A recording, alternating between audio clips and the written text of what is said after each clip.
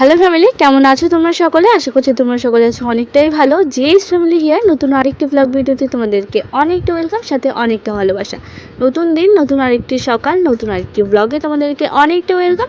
তোমাদেরকে ওয়েলকাম জানিয়ে নতুন আরেকটি ব্লগ শুরু করছি। আশা করছি রোজকার মতো এই ভিডিওটাও তোমাদের অনেকটাই ভালো লাগবে। যদি ভিডিওটা ভালো লেগে থাকে তাহলে কিন্তু অবশ্যই আমার চ্যানেলকে সাবস্ক্রাইব করে দিও। তো আজকে তারিখ হচ্ছে 9 জুন আর 2024, আর বার হচ্ছে আজকে শনিবার। নতুন একটি ব্লগে ক্লিক করার জন্য তোমাদেরকে অনেকটা ধন্যবাদ। তো এদিকে দেখো, আমি যখন কাজ করতে বসি, যে কোনো কাজ করার সময় যতটুকুই করি মানে পরিপাটিভাবে না করলে আমার জন্য ঠিক ভালো লাগে না। তো সেই জন্য চেষ্টা করি যে যেই কাজটা করছি অন্তত সেই কাজটা একদম পরিষ্কার করে একদম গুছিয়ে করার চেষ্টা করি। সেই জন্যে যে বাটিগুলো দেখলে ছোট থেকে বড় মতো করেছি, করে নিয়ে যখন ধুয়ে যখন রাখবো তখন শুধু একটুখানি উল্টে ধুয়ে সেরকম করে কিন্তু রেখে দেবো। তাহলে আর এদিক ওদিক বাটি খুঁজতে হবে না, থালা খুঁজতে হবে না, কোনটা ছোট কোনটা বড় সেটাও কিন্তু খুঁজতে হবে না। আশা করি এতদিন তোমরা আমার ব্লগ দেখে বুঝেই গেছো আমার কাজ করার ধরনগুলো। তো সত্যি তোমাদের সাথে কাজগুলো শেয়ার করতে আমার যেমন ভালো লাগে, ঠিক তেমনই তোমরা যখন মিষ্টি মিষ্টি কমেন্ট করো তখনও বেশ আমার দেখতে একটুখানি ভালোই লাগে আর কি। তো এখন সময় ওই 8টা মতো বাজে। বড়মশাই চলে গেছে কাজে, ও যাওয়ার পরে এদিকে কিন্তু সব কাজগুলো দেখো এখানে আমি গুছিয়ে নিচ্ছি। সব কাজের সাথে প্রথমেই আমি একটুখানি কলপাটটাকে ঠিক করে নেওয়ার চেষ্টা করি। প্রথমেই টুকিটাকি রান্না হয়ে যাওয়ার পরে তো ও চলে যায় খাওয়া দাওয়া করে। তো তারপরে আমি চেষ্টা করি রান্নাঘরটাকে একটু হাতের কাছে যা যা মানে ছড়িয়ে ছিটিয়ে থাকে সেগুলো একটুখানি চেষ্টা করি যে একটুখানি ভালো করে গুছিয়ে রাখার, মানে খুব একটা না হলে একটুখানি এদিক ওদিক সরিয়ে রাখার চেষ্টা করি। কারণ রান্না করার সময় কার কী হয় জানি না, তবে যেহেতু গ্যাস উনান দুটাতেই রান্না করতে হয় সেই জন্য একটুখানি ছড়িয়ে ছিটিয়ে যায় আর কি। তো তারপরে দেখো এখানে সুন্দর করে সব বাসনপত্র কিন্তু আমি মেজে নিয়েছি।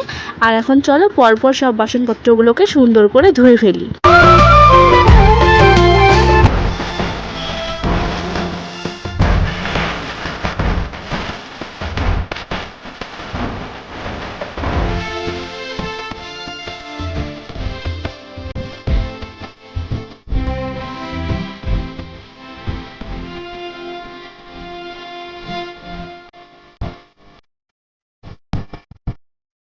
কলপাট থেকে প্রথমে যদি এঁটো বাসনগুলোকে আমি সরিয়ে ভালো করে মেজে ধুয়ে আর কি তুলে নিই, তাহলে কী হয় বলো তো, সব কাজ করার সময় কিন্তু সুবিধা হয়। যেহেতু সব কাজে আমাদের একটুখানি জলের কিন্তু সকলের প্রয়োজন হয়। যাই কাজ করতে যাও না কেন জলের কিন্তু প্রয়োজনটা সবার আগেই পড়ে।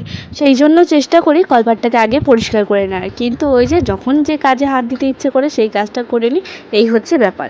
কিন্তু ওই যে কলপাটটা যদি আগে পরিষ্কার করে নিই তাহলে কাজগুলো করতে বেশ সুবিধা হয়। আর এদিকে দেখো কালকে মোছা পড়েনি জানো তো, বৃষ্টি ছিল সেই জন্য। তো তারপরে এদিকে যখন নোছা অনেক দিন বলবো না, একদিন মনে স্কিপ করা পড়েছে। সেই জন্য দেখো এই সাইডটাতে কিন্তু একটা ছাপ পড়ে যায়। তোমরাও দেখেছো যে এই নোছার ওপরটা এখানটাতে কিন্তু মানে গোলের মতো হয়েছিল। লিপতে লিপতে একটা জায়গায় যেমন মসৃণ হয়ে যায় না, সেরকম হয়েছিল। তো সেরকম হওয়ার পরে যখন 2টো দিন স্কিপ হয়ে যায়, তো আমি থাকি না বা কোনো কিছুর জন্য যদি স্কিপ হয়ে যায় জায়গাটা, তখন না এই কাজটা করতে আবার অনেকটাই সমস্যার মানে সম্মুখীন হতে হয়। আর ওই যে একটা মাপ থাকে, তো সেটা একটুখানি এবড়ো খেবড়ো হয়ে যায়। আর সেটাকে সুন্দর করে গোল করতে কিন্তু আবার অনেকটাই খাটনি করতে হয়। তো দেখো সুন্দর করে গোল করে নিয়েছি। আগে একটুখানি করতে এদিকে বেরিয়ে যেত ওদিকে বেরিয়ে যেত, কিন্তু এখন আর হয় না। তো দেখতেই পেলে থাল বাসনগুলোকে সব গুছিয়ে নিয়ে এসে রেখে দিয়েছি। আর তারপরে বাসি কাজের মধ্যে মোছা দেওয়াটা ছিল সেটা কমপ্লিট করে নিয়েছি। তারপরে রান্না কদিন ধরে গ্যাসেই করছি। কিছুদিন পর বাড়িতে একটুখানি অনুষ্ঠান রয়েছে, তো সেই জন্য ভাবলাম যে গ্যাসটাকে তাড়াতাড়ি ফুরিয়ে নিই, নাহলে অনুষ্ঠানের সময় গ্যাসটা তো প্রয়োজন হয় তাই না। সেই জন্য ভাবলাম যে এখন থেকে যদি গ্যাসটাকে একটুখানি রয়েছে, তো 2 মাস মতো 2 মাসের বেশি পেরিয়ে গেছে, 2 মাস পেরিয়ে গেছে। তো সেই জন্য ভাবছি যে সব কিছু ঠিকঠাক করে নিই, তাহলে অসুবিধা হবে না। তো এখন দেখো গ্যাসটাকে সুন্দর করে মুছে নিচ্ছি। আর গ্যাসটাকে সুন্দর করে মুছে নিয়ে, কালকে বৃহস্পতিবার ছিল, কালকে কিন্তু এই সাইডটা লেপা হয়নি। এমনি শুধু উপর দিকটা মানে এই সাইডে গ্যাসটা এসব ভালো করে এই গ্যাসটাকে সরিয়ে কিন্তু লেপা হয়নি রান্নাঘরটাকে, একটুখানি শুধু লিপে রেখেছিলাম। তো আজকে এই বৃহস্পতিবার স্কিপ করে গেলাম। আর এদিকে দেখো আজকে হয়েছে খুঁড়ের ডাঁটা, তারপরে ঝিঙে পটল সব দিয়ে একটা মিশানো একটা মাছের তরকারি করেছিলাম, ঝোল কালো জিরে ফোড়ন দিয়ে। তো সেইগুলোর কিন্তু অনেকগুলো নোংরা বেরিয়েছে, তো সেইগুলো। তো এই সাইডটাতে ওদিন উনুনের পাটটাকে কিন্তু ওদিন ভালো করে আমি লিপে রেখেছিলাম, কিন্তু গ্যাসের এই সাইডটাকে হালকা করে মানে খুব ভালো এই সাইডটাকে লেপা হয়নি।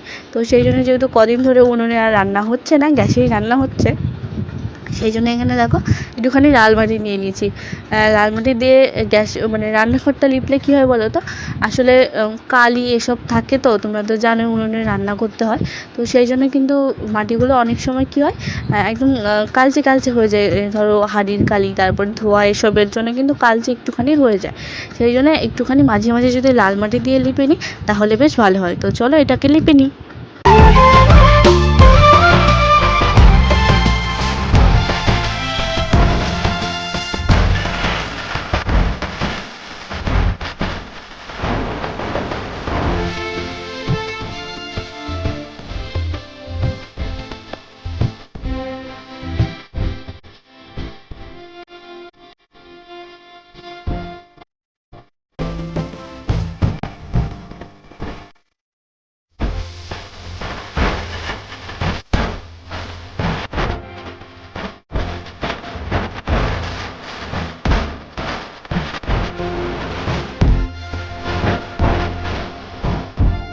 রান্নাঘরটাকে সুন্দর করে লিপে নিয়েছি। আর তরকারির ঝোল পড়েছিল জানো তো, আজকে একটুখানি বেশি সবজি রয়েছিল, ওই যে বললাম মিশানো সবজি, সেই জন্য ঝোলটাও তো একটুখানি রাখতে হতো। সেই জন্য মানে একটা মাপের বাটিতে আমি ঝোলটাকে তুলি, ঝোল ডাল যাই হোক সেটাতে তোলা হয়।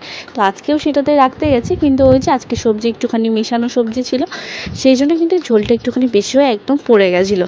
আর গরম, সেই জন্য ধরতেও পারিনি, কিছু করা যায়নি সেই জন্য তখন। তো ওইদিকে দেখো একদম স্নান করে আগে কিন্তু সব কাজ মিটিয়ে নিয়ে এদিকে সন্ধ্যা পুজো দিয়ে নিলাম। পুজো দিয়ে নেওয়ার পরে তোমাদের সাথে এখানে দেখা হচ্ছে কিন্তু সন্ধ্যেবেলায় একটা জন্মদিনে। ওই যে আমাদের সাথে থাকে, মানে আমি, মিষ্টি, চড্ডি, ফুলি, তোমরা তো সকলকেই চেনো, রিম্পাকেও তোমরা অনেকেই চিনবে। তো ওর আজকে বার্থডে, তো সেখানেই গেছিলাম। এখানে একটুখানি তোমাদের সাথে ডেকোরেশনটা শেয়ার করি চলো।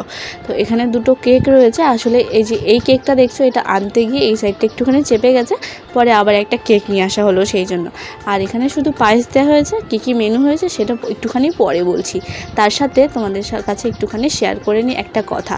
তো এখানে দেখো বার্থডে গার্ল একদম রেডি, আমি বললাম একটুখানি তাকা, তো এইভাবে বাচ্চাদের মধ্যে পোজ দিচ্ছিল। আর এদিকে পাপান ওয়েট করছে কখন কেকটা কাটবে আর কখন আমি মুখে পুরবো। এদিকে দেখো আশীর্বাদ পর্ব চলছিল। আর ডেকোরেশনটা তোমাদের একটুখানি পরে দেখাচ্ছি। ডেকোরেশনের সময় এই টোটালি আমি একটুখানি করলাম। প্রথমে ওরা করেছিল কিন্তু আমার পছন্দ হয়নি। এত কিছু করার পর যদি ডেকোরেশনটা ঠিকঠাক না হয় তাহলে কেমন জানি আমার ভালো লাগে না। আসলে শুধু এখানে বলে না, আগে যখন ছোটোবেলায় ভাইয়ের জন্মদিন, বোনের জন্মদিন, ডেকোরেশনের দায়িত্ব কিন্তু আমাদের ভাগেই পড়তো। আমার ভাগে, দাদার ভাগে, বাচ্চাদের ভাগেই তো পড়ে। কিন্তু এখন কি বলো তো, ওই যে কথায় রয়েছে না যে বিয়ের পরে বাপের বাড়ির শেকড় ছেড়ে আসতে হয়, ঠিক তেমনই এখন না বাপের বাড়ির অনুষ্ঠান যদি হয় তাহলে সেটাকে স্কিপ করতে হয় যদি শ্বশুরবাড়িতে কোনো অনুষ্ঠান থাকে। আরে বাবা, সেটাও আমার নিজের, তোমরাও আমার নিজের।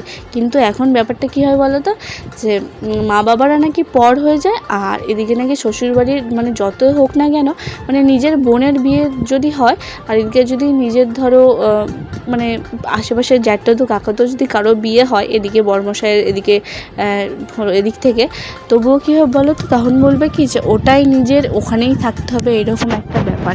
সত্যি কি তাই? বিয়ে করলে কি একদম শিকড় ছেড়ে আসতে হয়? কিন্তু যখন কোনো কিছু হয় তখন তো শ্বশুরবাড়ির লোকে দেখে না, তখন তো সেই বলে যে একটুখানি বাপের বাড়ি থেকে ঘুরে এসো, বাপের বাড়ি থেকে রেস্ট নিয়ে আসো। তো যাই হোক, সে কথা ছাড়ো। আর ডেকোরেশনটা কেমন লাগছে অবশ্যই কিন্তু কমেন্টে জানিও। আর একটুখানি অন্যভাবে করা যেত, কিন্তু ওই যে একা হেল্পিং হ্যান্ড কেউ ছিল না এখানে করার জন্য।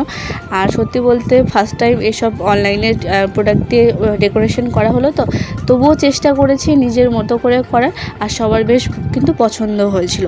তো চলো আজকের মতো এখানেই টাটা, দেখা হচ্ছে তোমাদের সাথে পরের দিন নতুন আরেকটি ব্লগ নিয়ে। আর এখানে চলছে হলো ফটো সেশন, সবাই মিলে এখানে ছবি তুলছিল। আর পাপান দেখো কি হাসাই না হাসছে। তো চলো আজকের মতো টাটা।